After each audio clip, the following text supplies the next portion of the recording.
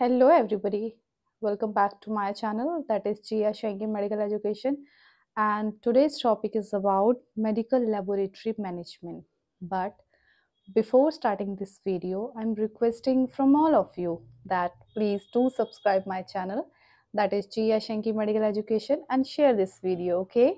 So आज का जो हमारा टॉपिक है उसका नाम है मेडिकल लेबोरेटरी मैनेजमेंट. ओके, ये जो टॉपिक है ये बहुत ही ज़्यादा इम्पॉर्टेंट टॉपिक है. एंड इस टॉपिक में हम ये देखने वाले हैं कि हम एक मेडिकल लेबोरेटरी को मैनेज कैसे करते हैं, उसके क्या क्या एक्सपेक्ट्स होते हैं, वो एक हेल्थ केयर सोसाइटी में किस तरीके से वर्क करती है, एंड उसके बारे में बहुत सारी नॉलेज लेने वाले हैं आज हम लोग.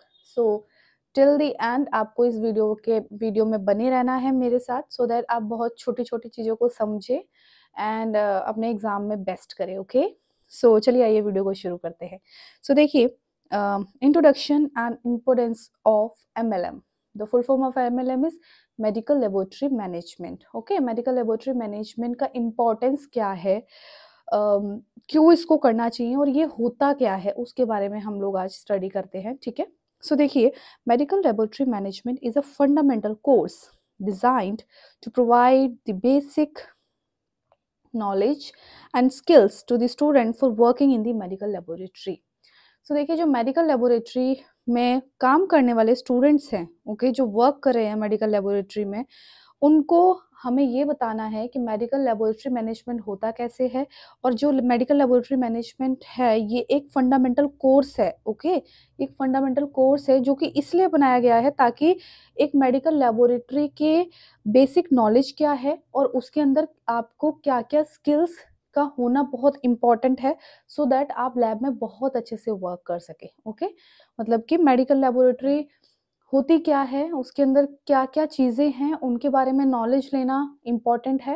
एंड उसके जब आप उसके अंदर वर्क कर रहे हैं, उसके अंदर काम कर रहे हैं, बीइंग अ लैब टेक्नीशियन और बीइंग अ स्टूडेंट, आप वहाँ पे कुछ भी इंटर्नशिप कर रहे हैं, सो आपको ये पता होना चाहिए कि ड्यूरिंग दैट टाइम आपको किस स्किल की बहुत ज़्यादा ही वहाँ पे नीड होगी, सो दैट आप उन स्किल्स को यूज़ करें एंड अपनी वर्क की एफिशिएंसी को इंक्रीज करें. ओके, सो अब इसमें आप क्या क्या सीखते हैं. फॉर एग्जाम्पल, लेबोरेटरी सर्विसेज कैसे होती है. ठीक है, लेबोरेटरी सर्विस कैसे करता है, काम कैसे करता है. ठीक है, after that the role of medical laboratory technologist. एक जो लेबोरेटरी टेक्नोलॉजिस्ट होता है उसका रोल क्या है, उसका काम क्या है, लेबोरेटरी टेक्नोलॉजिस्ट की वैल्यू क्या है, क्यों इम्पोर्टेंट है. ठीक है, उसका काम क्या है, वहाँ पे करने का तरीका क्या है, उसके बारे में बताया जाता है मेडिकल लेबोरेटरी मैनेजमेंट में. The proper use of laboratory equipment. इसमें आप ये भी सीखेंगे कि जो लेबोरेटरी इक्विपमेंट है उनको प्रॉपर मैनेज कैसे करना है, या फिर स्टरलाइजेशन टेक्निक है वो कैसे करनी है. ओके, एंड गाइज, यहीं से अगर आपको स्टरलाइजेशन के बारे में नॉलेज लेनी है तो इसका एक वीडियो ऑलरेडी अपलोडेड है मेरे चैनल पे. If you want to see that आप देख सकते हो. Okay, so additionally this course educate students on preventing and managing laboratory accidents. साथ में इसमें इस कोर्स में ये भी बताया जाता है स्टूडेंट्स को कि लैब के अंदर होने वाले लेबोरेटरी एक्सीडेंट्स को मैनेज कैसे करना है एंड उनको प्रिवेंट कैसे करना है. ओके, जैसे कि अब ये लेबोरेटरी इंसिडेंट्स क्या हो सकते हैं, क्या एक्सीडेंट्स हो सकते हैं. मान लीजिए आप एसिड के साथ वर्क कर रहे हैं, गलती से आंखों में चला गया, स्किन के ऊपर आ गया, गलती से पानी समझ के पी लिया. ठीक है, तो उस केस में आप क्या करेंगे. सो ये एक्सीडेंट्स हो जाते हैं, निडल स्टिक इंजरी हो गई है, सो इनको प्रिवेंट कैसे करना है. और प्रिवेंट करके चलेंगे तो आपको ये बहुत कम चांसेस हैं कि आपके साथ ये एक्सीडेंट्स होंगे. एंड अगर इन केस होता भी है तो इन एक्सीडेंट्स को मैनेज कैसे करना है वो भी आप इस कोर्स में सीखते हैं. Okay, and as well as implementing quality control protocols. और साथ में आप इसमें ये भी सीखेंगे कि जो क्वालिटी कंट्रोल प्रोटोकॉल्स हैं उनको लैब के अंदर इम्प्लीमेंट कैसे करना है. देखिए, क्वालिटी कंट्रोल रखना बहुत ही ज़्यादा इम्पॉर्टेंट है, सो दैट आपके जो रिजल्ट्स की क्वालिटी है वो इम्प्रूव हो. ओके, एंड वो जो क्वालिटी कंट्रोल के प्रोटोकॉल्स हैं, जो रूल्स हैं, उनको इम्प्लीमेंट कैसे करना है लैब के अंदर, ये भी आप इस कोर्स में जानते हैं. Now let us talk about the principle behind the laboratory management कि laboratory management work कैसे करता है, उसका principle क्या है, basic चीज़ क्या है उसकी. ओके, मतलब बैकबोन क्या है मेडिकल लेबोरेटरी मैनेजमेंट का। So management means proper administration of any organization. Management का मतलब क्या होता है, किसी भी ऑर्गेनाइजेशन का एक प्रॉपर एडमिनिस्ट्रेशन बनाना, मतलब कि उसकी जो नींव है उसको पुख्ता रखना, ठीक है, that is known as management. And it is defined as managing methods. अब ये कैसे आप डिफाइन कर सकते हैं कि आप एडमिनिस्ट्रेशन को पुख्ता कैसे रखेंगे, प्रॉपर तरीके से वर्क कैसे होना चाहिए, इनको इन चीज़ों को किस किस चीज़ों से हम डिफाइन कर सकते हैं कि आपकी लैब में प्लानिंग अच्छी होनी चाहिए, फोरकास्टिंग अच्छा होना चाहिए, ऑर्गेनाइजिंग करने का जो तरीका है वो अच्छा होना चाहिए, कमांडिंग कैसी है, कोऑर्डिनेटिंग कम्युनिटी कैसी है आपकी, कोऑर्डिनेट कितना स्टाफ आपस में करता है, ठीक है, controlling over all laboratory activities and personnels, जितने भी लेबोरेटरी के अंदर होने वाली एक्टिविटीज हैं, पर्सनल्स हैं, उन सबको कैसे कंट्रोल करना है, ठीक है, ये सारी चीज़ें एक लेबोरेटरी मैनेजमेंट के अंदर आती हैं। इन चीज़ों को अगर कंट्रोल कर लिया जाए, इन चीज़ों के ऊपर अगर वर्क कर लिया जाए, so they will become the principle of laboratory management. Okay, this process is very essential for developing a successful and well reputed medical laboratory. ये जो मेडिकल लेबोरेटरी मैनेजमेंट का ये प्रोसेस है ये बहुत ही ज़्यादा इम्पोर्टेंट है, सो दैट आप अपनी मेडिकल लेबोरेटरी को एक सक्सेसफुल और एक वेल रेपुटेड मेडिकल लेबोरेटरी में कन्वर्ट कर सके। ऑफ कोर्स अगर आप अपनी मेडिकल लेबोरेटरी को सक्सेसफुल एंड वेल रेपुटेड में कन्वर्ट करेंगे, सो आपके पास काम भी ज़्यादा आने वाला है।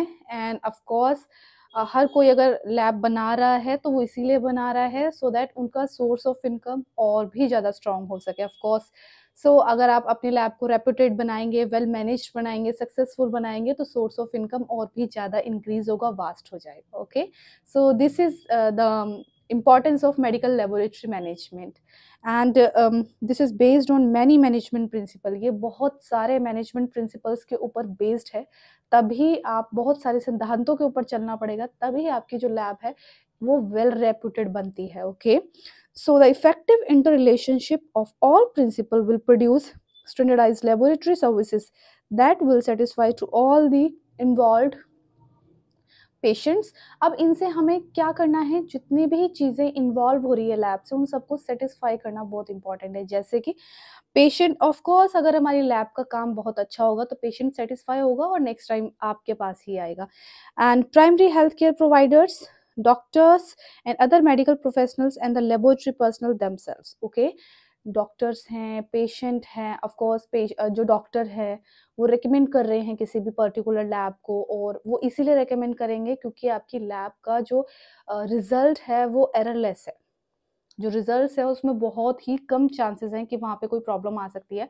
आपकी रिपोर्ट बहुत अच्छी है, आप बिल्कुल एक्यूरेट रिपोर्ट दे रहे हैं, ठीक है, आप लोगों का बिहेव बहुत अच्छा है उनके साथ, हर चीज़ को देखकर ही आपको कोई रेकमेंड करता है। ओके, एंड पेशेंट्स भी बार बार आप ही के पास आएंगे if you are doing very well with your laboratory। okay, and some of these management principles are as follow। अब ये जो management principles हैं ये कैसे करने हैं इनको देख लेते हैं। ओके, बी प्रिंसिपल में देखिए सबसे पहले discipline. Discipline is very important, not in the laboratory management, everywhere. अगर आप अपने घर में हैं, आप कोई और काम भी कर रहे हैं, वहाँ पे डिसिप्लिन आप जितना मैनेज करेंगे उतनी ही चीज़ें आपकी सॉर्ट आउट होती जाएगी। सो डिसिप्लिन को थोड़ा सा अगर हम पढ़ें, थोड़ा सा देखते हैं। Discipline is the quality of being able to behave and work in a controlled way which involve obeying rules and standards. Discipline का मतलब क्या है कि किसी भी पर्सन को ये पता होना चाहिए कि बिहेव कैसे करना है और काम कैसे करना है, और एक कंट्रोल्ड वे में काम कैसे करना है, एक सही तरीके में काम कैसे करना है, ठीक है, वो पता हो तो this is known as discipline. अब वो काम करने का तरीका किसके हिसाब से होना चाहिए, जो जहाँ पर भी आप कर रहे हैं, जिस भी पर्टिकुलर लेबोरेटरी में काम कर रहे हैं, उसके जो रूल्स हैं, उसके जो स्टैंडर्ड्स हैं, उसको आपको ध्यान में रखना है एंड उनके अकॉर्डिंग ही आपको काम करना है। आपको अपने रूल्स नहीं बनाने हैं। जिस संस्था के लिए आप काम कर रहे हैं, जिस लेबोरेटरी के अंदर आप काम कर रहे हैं, उनके जो खुद के जो रूल्स एंड स्टैंडर्ड्स हैं जिसके ऊपर वो काम कर रहे हैं, that has to be followed by you, so that it is known as discipline। It is most important principle to manage a standard laboratory and its smooth functioning। ये बहुत ही ज़्यादा इम्पॉर्टेंट प्रिंसिपल है, सो दैट किसी भी एक standard laboratory को बहुत अच्छे से मैनेज किया जा सके, और मैनेज करने के साथ साथ वो लेबोरेटरी बहुत अच्छे से एक अच्छे मैनर में, एक स्मूथ मैनर में काम करता रहे, जिसको हम बोल देंगे smooth functioning.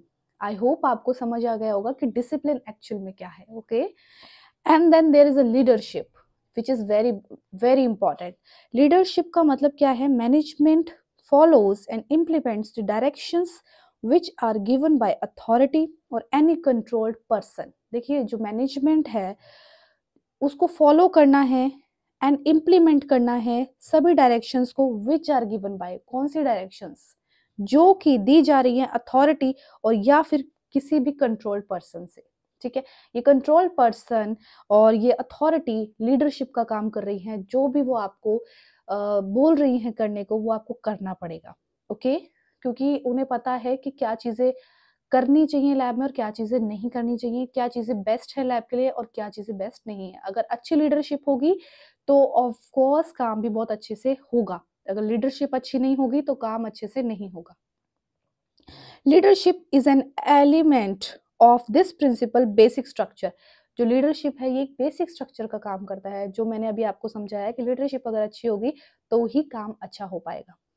It implies influence by giving example and motivation. ये जो लीडरशिप वाले लोग होते हैं ये आपको इन्फ्लुएंस करेंगे, उत्तेजित करेंगे, टाइम टाइम पे आपको बूस्ट करने का काम करते हैं, आपको ये बताएंगे कि चीज़ों को इम्प्लीमेंट कैसे करना है, काम किस स्पीड में करना है, नंबर ऑफ आपके पास पेशेंट्स आ रहे हैं, काम इंक्रीज हो गया है, कोई एरर आ गया है, इसको कैसे मैनेज करना है, ये सब आपको लीडरशिप वाले लोग ही तो बताएंगे, एंड मोटिवेशन भी वही आपको देंगे। So it stands on its own as a basic principle. और ये देखिए हर किसी के ऊपर अपना खुद भी लागू होता है, ठीक है, and this is a very basic principle जो कि फॉलो होना बहुत जरूरी है।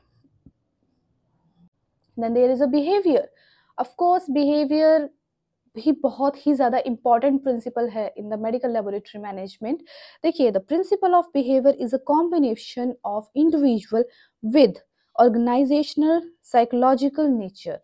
ओके, सो बिहेवियर एक कॉम्बिनेशन बताया गया है किसी पर्टिकुलर पर्सन का, किसके साथ? एक ऑर्गेनाइजेशनल साइकोलॉजिकल नेचर के साथ। ठीक है, मतलब जितने भी लोग वहाँ पे आपस में काम कर रहे हैं आपस में बिहेव कैसा है, ठीक है, मैनेजमेंट के साथ बिहेव कैसा है, और जो पेशेंट्स आ रहे हैं उनके साथ आप कैसा बिहेव कर रहे हैं, this all has to be combined, और उस बिहेवियर को यहाँ पे इम्प्लीमेंट किया जा रहा है।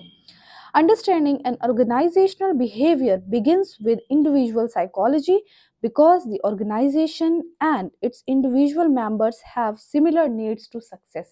देखिए, जो एक लैब है उसके अंदर अलग अलग लोग काम कर रहे हैं, है ना, ठीक है, सो वो जो अलग अलग लोग काम कर रहे हैं उन सबका बिहेव होना, अच्छा होना बहुत ही ज़्यादा इम्पॉर्टेंट है, सो दैट एक ऑर्गेनाइजेशन जो है वो एक सक्सेसफुल मैनर में काम कर सके। ठीक है, आपस में अगर बिहेव बहुत अच्छा होगा, ठीक है, सो काम बहुत स्मूथ तरीके से चलेगा, आपस में लड़ाई झगड़ा कर रहे हैं, आपस में एक दूसरे से चिढ़ा जा रहा है, उस चीज़ से कोई फ़ायदा नहीं होता है, उस चीज़ से काम अच्छे से नहीं हो पाता है। So behave has to be very nice with each and every person, with your patients, और जो आपसे नीचे के स्तर पर काम कर रहे हैं लोग, ठीक है, उनके साथ अच्छा होना चाहिए, आपके साथ जो काम कर रहे हैं लोग उनके साथ बहुत अच्छा होना चाहिए, एंड जो पेशेंट्स आ रहे हैं उनको भी आप बहुत अच्छे से डील करें। So this is known as behaviour. Okay, then environment के बारे में बात करते हैं कि लैब का एनवायरनमेंट कैसा है। लैब का एनवायरनमेंट सभी चीज़ों को कंबाइन करके बनता है, आपका डिसिप्लिन कैसा है, आपका बिहेवियर कैसा है, लीडरशिप कैसी है, ठीक है। So the principle of environment involves knowledge about the impact of social, demographic, political, governmental, regulatory, and peer review issues. For example, economic issues, media, public relations issues, and specific institutional and workful issues. Environment में सभी तरीके की knowledge को यहाँ पर combine किया गया है। ये नॉलेज कौन कौन सी है? सोशल, डेमोग्राफिक नॉलेज होना, पॉलिटिकल नॉलेज होना चाहिए, गवर्नमेंटल एंड रेगुलेटरी नॉलेज होना चाहिए, ठीक है, एंड इकोनॉमिक इश्यूज के ऊपर नॉलेज हो, मीडिया हो, public relations issues, specific institution and workful issues, इन सबको हम एनवायरनमेंट में कंक्लूड कर रहे हैं। आगे देखते हैं सो दैट ये क्लियर हो जाए। The laboratory personnels may face with environmental changes precipitated by new technology and testing method। अब देखिए इन सब चीज़ों की नॉलेज होना, आप सोचेंगे ये डेमोग्राफिक नॉलेज, सोशल नॉलेज, इससे हमारा क्या लेना देना है। देखिए कोविड आया तो हमें सोशल जो चीज़ों थे वहाँ से पता लगा कि ये चीज़ें आ गई हैं, ठीक है। तो इन सब चीज़ों के लिए भी आपको अपडेट होना पड़ेगा, ठीक है। So that the laboratory personnel may face with environmental changes, जो एनवायरमेंटल चेंजेस हो रही हैं उनको फेस कर सके। Participate by new technology, participate हो सके न्यू टेक्नोलॉजीज के थ्रू। एंड टेस्टिंग मेथड भी इम्प्रूव होगा, ठीक है। एडवांसमेंट इंफॉर्मेशन मैनेजमेंट, जो इन्फॉर्मेशन आपको मिल रही है उसमें एडवांसमेंट करना पड़ेगा। प्रैक्टिस पैरामीटर्स भी इम्प्रूव होंगे, क्रिटिकल पाथवेज इम्प्रूव होंगे, क्लिनिकल पाथवेज इम्प्रूव होंगे, पेशेंट विजन असेसमेंट भी इम्प्रूव होगा कि पेशेंट को असेस कैसे करना है। Expanded regulatory parameters and enforcement and diminish primary provider patient interaction, ये सब चीज़ें इम्प्रूव होंगी। देखिए एनवायरनमेंट में हमें अपने एनवायरनमेंट आसपास की चीज़ों के बारे में नॉलेज गेन करना बहुत ही ज़्यादा इंपॉर्टेंट है, सो दैट हमें ये पता लगे कि हमारे आसपास चीज़ें हो क्या रही हैं, क्या चीज़ें आ रही हैं। अगर इनिशियली अगर आप किस चीज़ को पकड़ लेंगे तो आप वहाँ से अगर फर्स्ट स्टेप आप रखना शुरू कर देंगे तो आपको वहाँ से बेनिफिट भी बहुत ज़्यादा होगा। जैसे कोविड में लोगों ने बहुत ज़्यादा फ़ायदा उठाया, जिसको पहले पता लग गया उन्होंने सैनिटाइजर्स बनाने शुरू कर दिए, मास्क बनाने शुरू कर दिए, उन्होंने टेस्टिंग पहले शुरू कर दी, तो उन्हें एडवांसमेंट मिला। क्यों मिला? क्योंकि वो एनवायरनमेंट से कनेक्ट है, वो डेमोग्राफिक चीज़ों से कनेक्ट है, वो सोशल ग्राफिक चीज़ों से कनेक्ट है।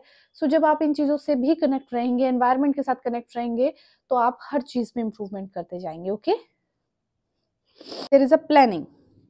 The principle of planning suggests that any organization establishes some rules and regulations for its employees and patients। Planning में क्या है, देखिए कोई भी जो organization होती है वो suggest करती है कुछ plannings को, ठीक है, एंड उसको establish किया जाता है। उस प्लानिंग के जरिए कुछ रूल्स होते हैं, कुछ रेगुलेशंस होती है जिसको establish किया जाता है, जिसकी स्थापना की जाती है। किसके लिए? एम्प्लॉयज के लिए, पेशेंट्स के लिए, ये प्लानिंग के अंडर आता है। To plan effectively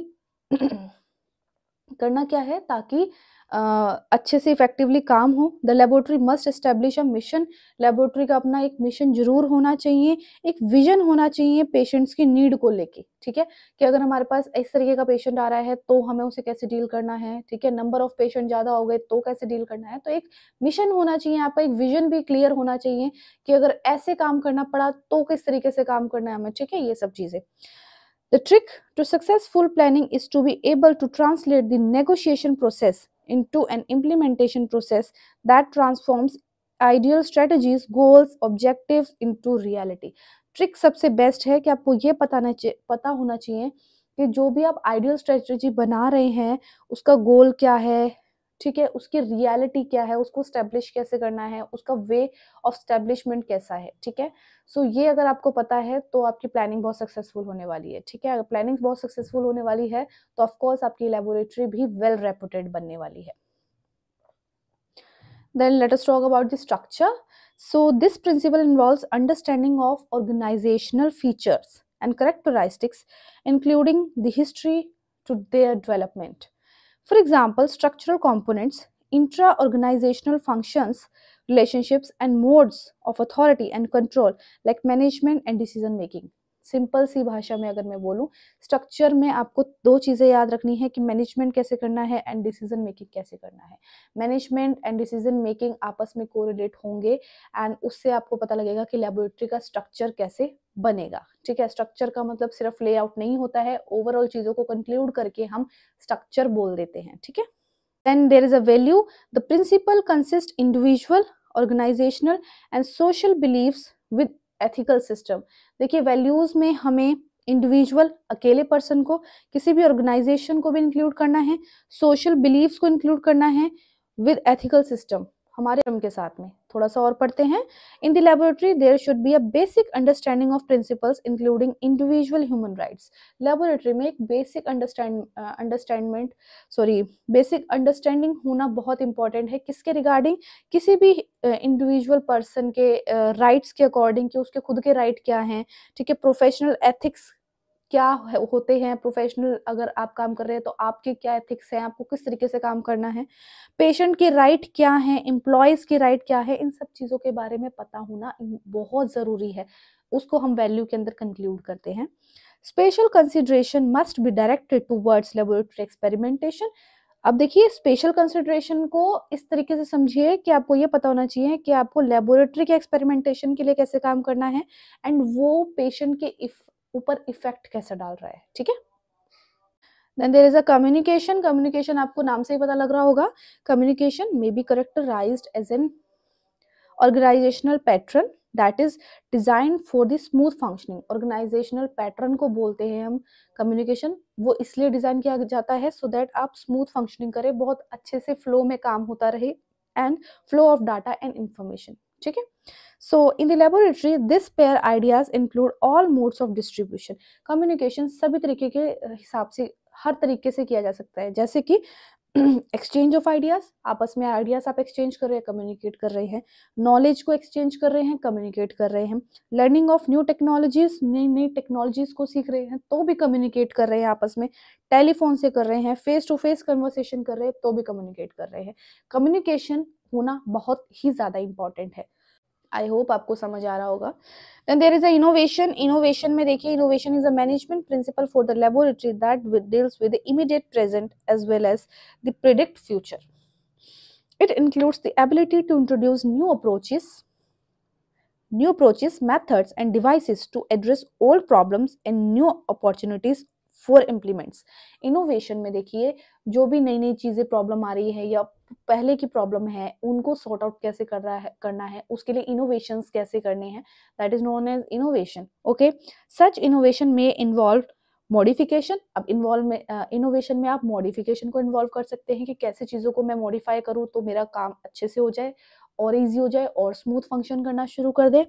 and existing paradigm और shifting to a different one, किसी को शिफ्ट कर रहे हैं आप। And successful change requires laboratory leaders who are champions of innovation. और जो लेबोरेटरी लीडर्स होते हैं उन्हें तो पता ही होता है कि हमें नई नई चीज़ों को इनोवेशन कैसे करना है, नई नई मशीन्स कैसे लानी है, क्या चीज़ें नई नई टेक्नोलॉजीज आ रही है, they all comes in under in the innovation process. Okay, then there is a layout and design of a laboratory. एक जो लेबोरेटरी है उसका लेआउट कैसा होता है, उसका डिजाइन कैसा होता है, मतलब एक लेबोरेटरी बनानी कैसे, जैसे आप अपना घर डिजाइन करते हैं, आप अपना घर बनवाते हैं ना, तो आप उसका आर्किटेक्चर से एक नक्शा बनवाते हैं, तो that is comes under layout or design of a laboratory. So layout is defined as an arrangement or plans, especially the systematic arrangement of a clinical laboratory. Clinical laboratory का जब हम एक प्रॉपर वे में arrangement करते हैं, plan बनाते हैं उसके लिए, that is known as a layout, ठीक है। इट इन्वॉल्व्स, अब इसके अंदर क्या क्या आता है, लेबोरेटरी की बिल्डिंग कैसी है, लेबोरेटरी की बिल्डिंग का स्ट्रक्चर कैसा है, उसके अंदर स्पेस कितना है, फिजिकल एक्सपेक्ट्स क्या क्या है, ऑल सेफ्टी एक्सपेक्ट्स क्या क्या है, ये सब चीज़ों के बारे में हम पढ़ेंगे जो कि आती हैं लेबोरेटरी लेआउट स्ट्रक्चर के अंडर, ठीक है, डिजाइन के अंदर आती है। सो objective of laboratory layout, objective of laboratory के जो लेआउट है उसमें पहले ऑब्जेक्टिव्स के बारे में पढ़ लेते हैं। The main objectives of laboratory layout are the ultimate output that a laboratory और blood bank wants to achieve. देखिए, मेन ऑब्जेक्टिव क्या है आपका लेबोरेटरी लेआउट का, कि आपको लेबोरेटरी लेआउट अच्छा क्यों बनाना है, ताकि आप एक अल्टीमेट आउटपुट ले सके, आप अच्छा रिजल्ट ले सके। अच्छा रिजल्ट लेंगे तो ऑब्वियसली आपका पैसे की भी बरकत होगी, ठीक है। जितना अच्छा रिजल्ट्स निकालेंगे उतनी अच्छी ही, जितना अच्छा काम होगा उतना अच्छा रिजल्ट निकलेगा, जितना अच्छा रिजल्ट निकलेगा उतना ज़्यादा ही काम आएगा आपके पास। एंड चाहे आप लेबोरेटरी की बात कर ले, चाहे आप ब्लड बैंक की बात करें, इनका लेआउट बहुत ही ज़्यादा इंपॉर्टेंट है, और वो किस किस एक्सपेक्ट्स में इंपॉर्टेंट है वो भी आप देखेंगे अभी।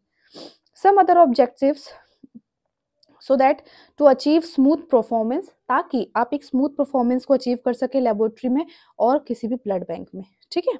सो some other objectives of laboratory और blood bank layout are explained below.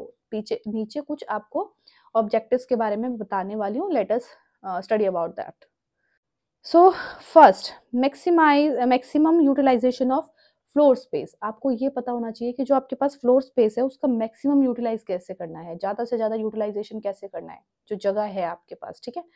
The laboratory layout aims to make full utilization of available laboratory space, जो लेबोरेटरी का स्पेस है आपके पास, जो लेबोरेटरी के लिए जगह है, ठीक है, जमीन है, उसका पूरे तरीके से यूज कैसे करना है, कितनी आप चीजें उसके अंदर सेटल कर सकते हो वो आपको पता होना चाहिए और एक प्रॉपर मैनर में पता होना चाहिए, ठीक है। दूसरी, स्मूथ फ्लो ऑफ वर्क, ठीक है, जो काम करने का फ्लो है वो स्मूथ हो, काम करने का जो तरीका है वो स्मूथ बन पाए, इसलिए लेबोरेटरी मैनेजमेंट, इसलिए लेआउट के ऊपर बहुत ध्यान दिया जाता है। इसके बारे में पढ़े थोड़ा सा। Second main aim is to bring efficiency laboratory procedures और ऑपरेशंस। सेकंड एम क्या है कि जो लेबोरेटरी के अंदर होने वाले प्रोसीजर्स है या फिर जिसे हम बोलते हैं ऑपरेशंस है, वो एक अच्छे मैनर में हो सके, and it attempts to reduce wastage of time and effort of time। और जब स्मूथ फंक्शनिंग होगी, ठीक है, स्मूथ फ्लो ऑफ वर्क होगा, काम बहुत आसानी से और जल्दी जल्दी होगा, सो उससे क्या होगा, देखिए वेस्टेज ऑफ टाइम नहीं होगा, टाइम नहीं खराब होगा, and effort of time, time का एफर्ट भी ज्यादा नहीं लगेगा। The good layout smoothens the overall activities of the laboratory and, अब देखिए, एक किसी भी लेबोरेटरी का अगर लेआउट, उसका डिजाइन बहुत अच्छे से बना गया है, सो जो जितनी भी ओवरऑल एक्टिविटी है लेबोरेटरी के अंदर होने वाली वो बहुत इजी हो जाती है, ठीक है। जितने वेल तरीके से आप चीजों को डिजाइन करेंगे वो उतना आपका हाथ अच्छे से चलेगा, काम अच्छे से होगा, and it turn help to reduce the cost, और इसकी वजह से कॉस्ट भी रिड्यूस होती है, ठीक है। वो आगे आप समझ जाएंगे कि वो किस वे में बोला जा रहा है, ठीक है। Then there is a minimise risk, risk भी मिनिमाइज होता है अगर अच्छा लेबोरेटरी लेआउट है। वो कैसे? Assets of the laboratory management are subject to risk of loss by fire. अगर आप लेबोरेटरी का जो लेआउट है उसको बहुत अच्छे से असेस करते हैं, सो बहुत सारी चीज़ों के जो रिस्क है वो कम हो जाते हैं, जैसे कि फायर नहीं लग सकती है, जल रिस्क बहुत कम हो गया उसका, एक्सीडेंट के चांसेस बहुत कम हो गए, ठीक है, अदर डैमेज, कोई अदर डैमेज है उसके भी चांसेस बहुत कम हो जाते हैं। A good layout helps to minimise the possibility of accident. अच्छा लेआउट होगा, अच्छे से यूटिलाइजेशन किया होगा, अच्छा नक्शा बनाया हुआ है, अच्छे तरीके से काम हो रहा है, तो एक्सीडेंट की पॉसिबिलिटी भी कम हो जाती है, और risk to the laboratory property, और लेबोरेटरी प्रॉपर्टी को भी रिस्क कम हो जाता है, ठीक है। Then there is a maintain safety and security। Safety and security को मेंटेन करना भी लेआउट के अंडर आता है, जैसे कि there might be different types of accident in the laboratory which may cause risk to health and life of laboratory personnels. Lab के अंदर होने वाले बहुत ऐसे तरीके के एक्सीडेंट्स होते हैं, रिस्क होते हैं, जो कि किसी की हेल्थ को, किसी भी लेबोरेटरी की पर्सनल को बहुत ज़्यादा डैमेज कर सकते हैं, ठीक है। कैसे? The good layout minimise laboratory accidents. अगर आपका लेआउट बहुत अच्छा है, सो ये जितने भी लेबोरेटरी एक्सीडेंट्स हैं, ठीक है, वो मिनिमाइज हो जाएंगे, and protects the health and life of employees. किसी की हेल्थ को एंड एम्प्लॉयज की लाइफ को भी प्रोटेक्ट कर सकते हैं आप इससे, ठीक है। क्यों? जो लैब के अंदर एक्सीडेंट्स होते हैं ना, वो जानलेवा एक्सीडेंट होते हैं, जैसे कि मान लीजिए आग लग गई, या फिर कोई केमिकल गिर गया आपके ऊपर, ठीक है, एंड निडल स्टिक इंजरी हो गई, और निडल स्टिक इंजरी ऐसी किसी पर्सन के ब्लड से हुई जिसको कोई भी वायरल इन्फेक्शन था, it could be HIV, it could be AIDS, it could be hepatitis, तो क्या ये आपके लिए जानलेवा नहीं है?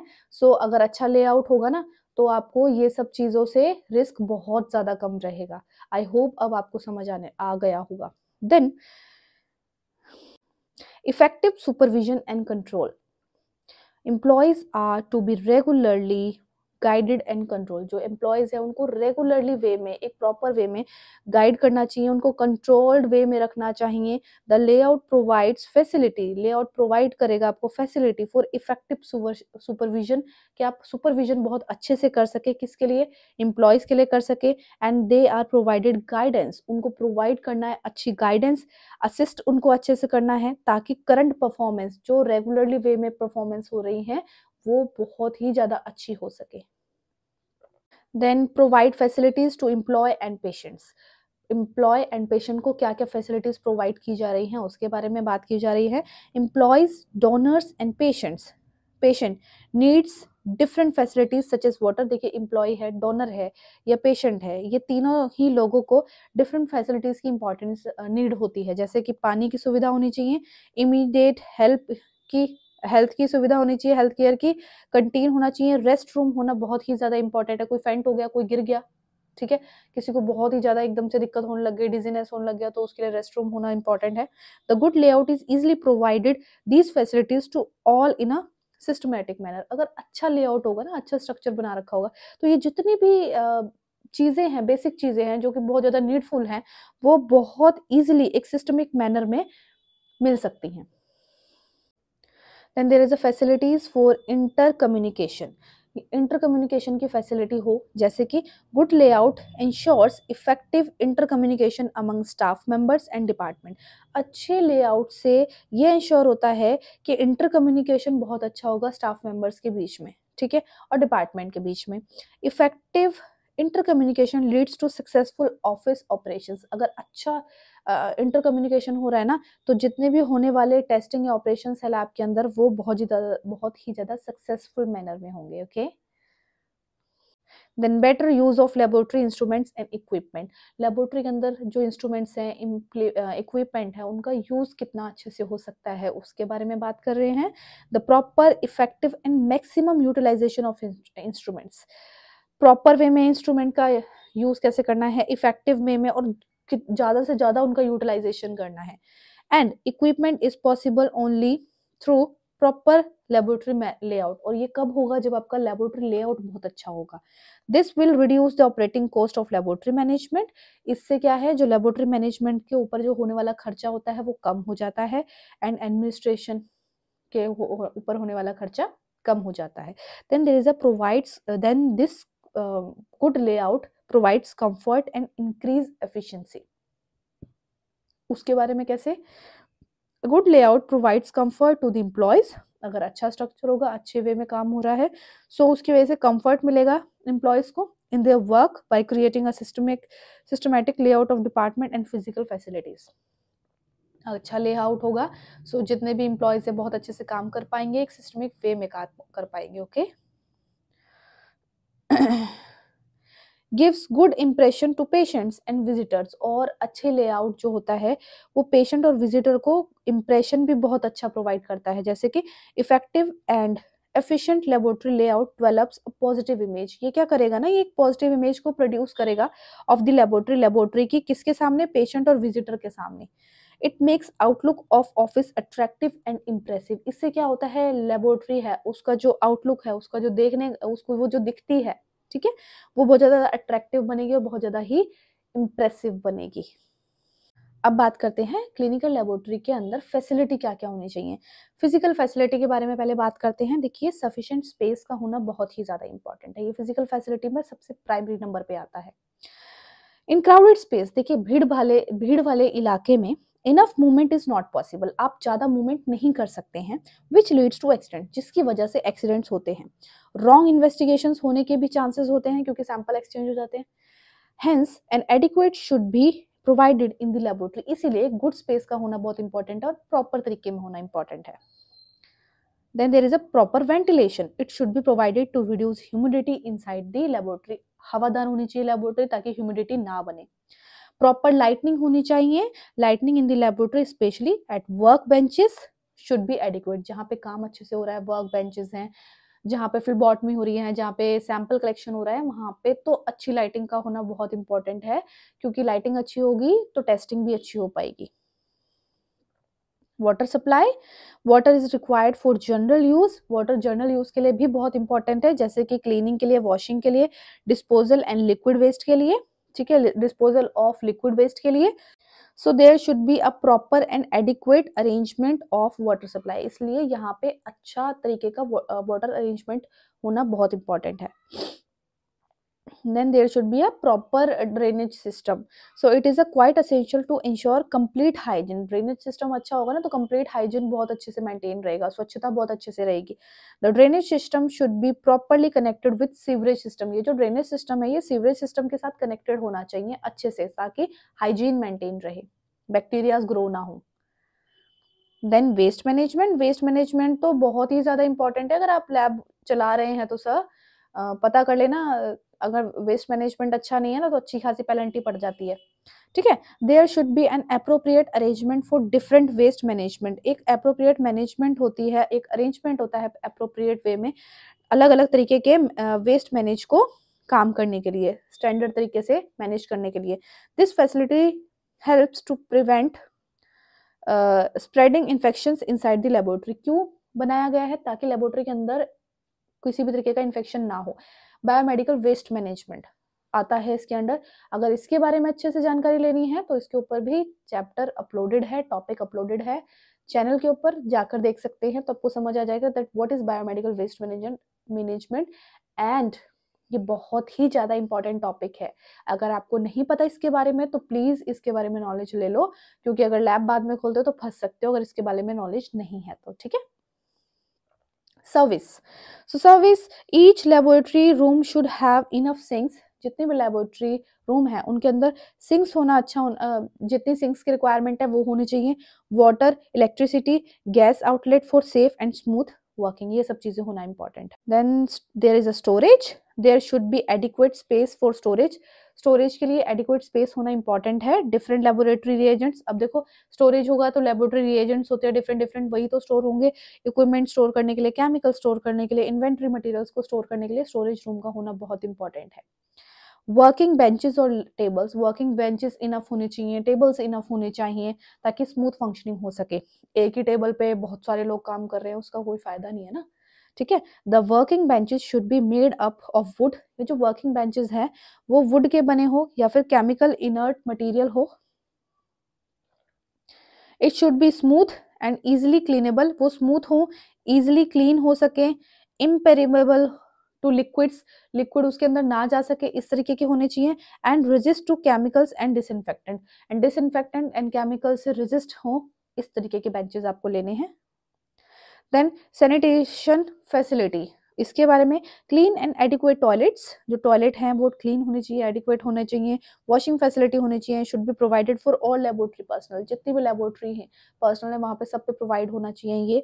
There should be a separate room for lunch, यहाँ पर एक सेपरेट लंच के लिए रूम भी होना चाहिए। ऐसा नहीं कि जहाँ पे काम कर रहे हैं वहीं पे लंच कर रहे हैं, इससे तो लेबोरेटरी टेक्नीशियन बीमार होना शुरू हो जाएंगे, ठीक है। And rest during the break, और जब ब्रेक कर रहे हैं तो वो आराम से रेस्ट कर सके वहाँ पे। एंड सेपरेट चेंजिंग रूम होना चाहिए, मेल्स के लिए अलग एंड फीमेल्स एम्प्लॉय के लिए अलग होना चाहिए, एक से आप काम नहीं चला सकते। Then there is a first aid and other safety facilities. First aid and other safety facilities के बारे में देखें, so first aid boxes should be provided at reachable place. जो फर्स्ट एड बॉक्सेस है कुछ ऐसी जगह पे रखें कि बहुत इजीली मिल भी जाए, ऐसा नहीं है कि इंजरी हो गई और आप ढूंढे जा रहे हैं, ठीक है। And labelled with prominent notice, और उसको लेबल करना है प्रोमिनेंट नोटिस के साथ, इमरजेंसी नंबर के साथ। There should be a periodic arthropod and rodent control program evenly. Every laboratory individual should be aware about first aid technique. जितने भी लेबोरेटरी के अंदर जितने भी पर्सन्स हैं उनको, हर एक पर्सन को पता होना चाहिए कि लेबोरेटरी के अंदर फर्स्ट एड कैसे करना है, सेफ्टी प्रिकॉशंस क्या क्या होने चाहिए, पोटेंशियल हजार्डियस ऑफ लेबोरेटरी के अंदर क्या क्या चीज़ों से बहुत ज़्यादा ही नुकसान हो सकता है, ये हर एक पर्सन को पता होना बहुत इंपॉर्टेंट है। ना सिर्फ लेबोरेटरी टेक्नीशियन को, वहाँ पे सफाई करने वाले कर्मचारियों को भी इसके बारे में पता होना बहुत ही ज़्यादा इंपॉर्टेंट है, क्योंकि दुर्घटना किसी के भी साथ हो सकती है। Then there is a harmful and toxic chemicals and substances. So all chemicals and harmful substances should be properly and prominently labeled and placed. जितने भी chemical harmful substances हैं उनको proper label करना है and उनको अच्छी जगह पे रखना है। Staff members are also train to deal with chemical spillage, इन स्टाफ मेंबर्स को ये भी बताना है कि अगर केमिकल गिरता है, केमिकल स्पिलेज होता है तो उसके साथ डील कैसे करना है, ठीक है। And laboratory equipments and instruments के बारे में नॉलेज होना चाहिए। All laboratory equipments and instrument should be certified, वो सर्टिफाइड होने चाहिए, सेफ होने चाहिए यूज करने के दौरान।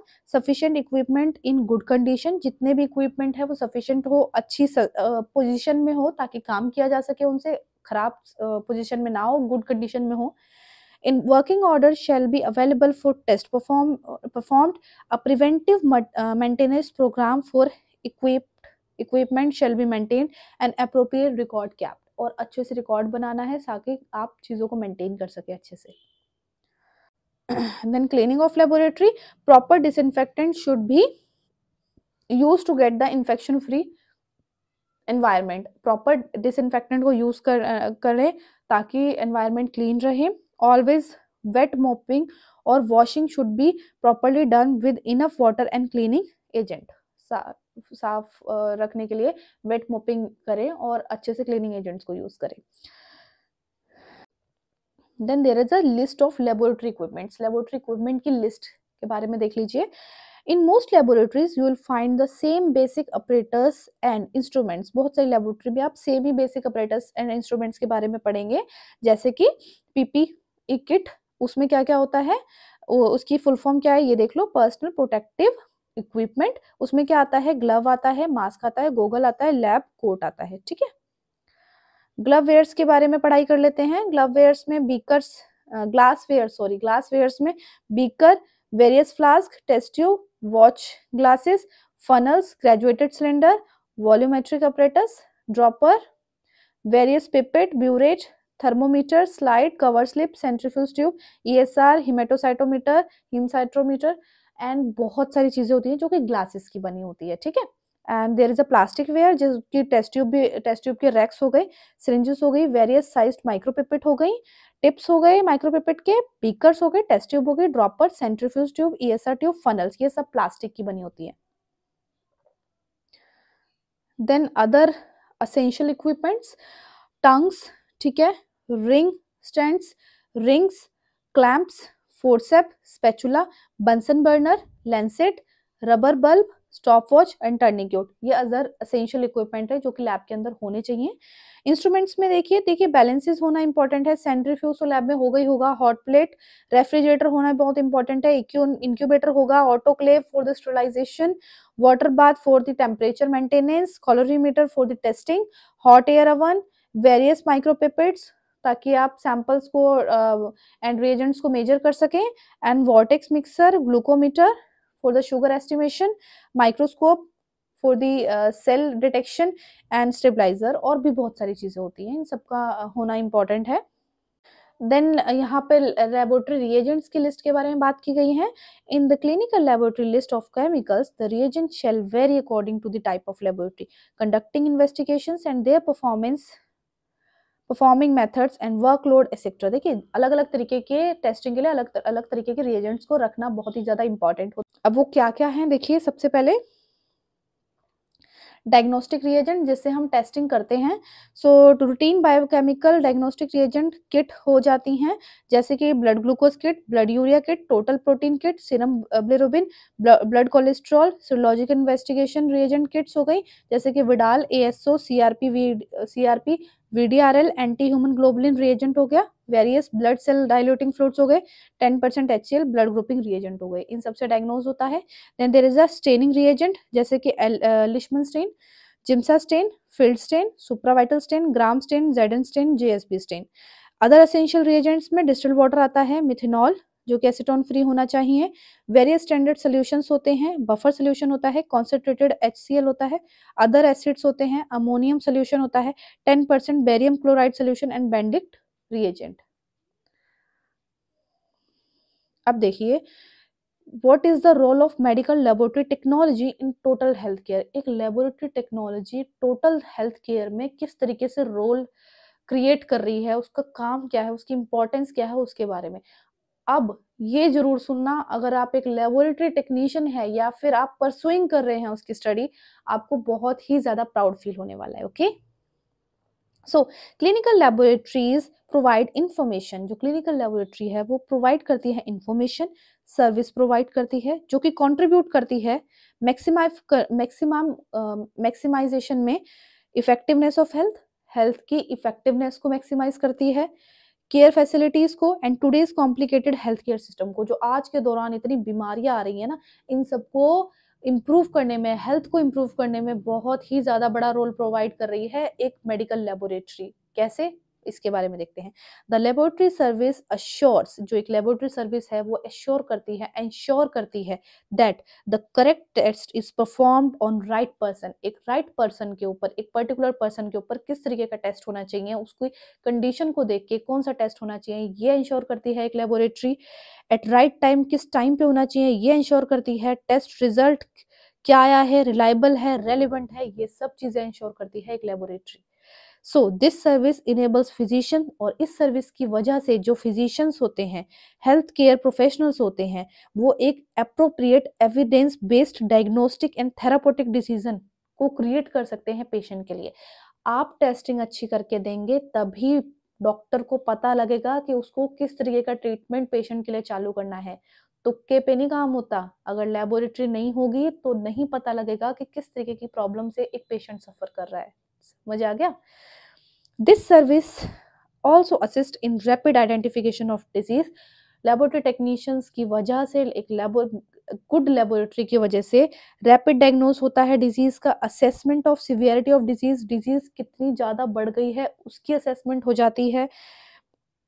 Creation of therapeutic plan, time पे टेस्टिंग की वजह से ये भी पता लगता है फिजिशियन को कि उसको जो अब थेरेपी दे रहा है वो कितनी इफेक्टिवफुल है और कैसे उसको प्लान करना है।